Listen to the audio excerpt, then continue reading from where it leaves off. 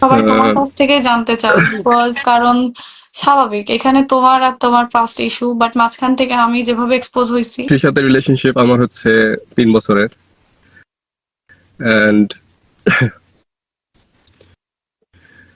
ওই রিলেশনশিপের ভিতরে অনেক অনেক প্রবলেম হয়, অ্যান্ড যেটার জন্য আমি ক্ষমা করে দিই, বা আমি আমি আমারও ফল্ট ছিল, ওরও ফল্ট ছিল। সো দুইজন দুইজনকেও আমরা ফরগিভ করে দেন আমাদের রিলেশনশিপ কন্টিনিউ হয় আর কি। দেন আমি বাংলাদেশে যাইতাম প্রতিবার যখন ব্রেকআপ হয়ে যায় আমাদের। অ্যাকচুয়ালি ব্রেকআপ হওয়ার রিজন তো অনেক কি থাকে। So breakup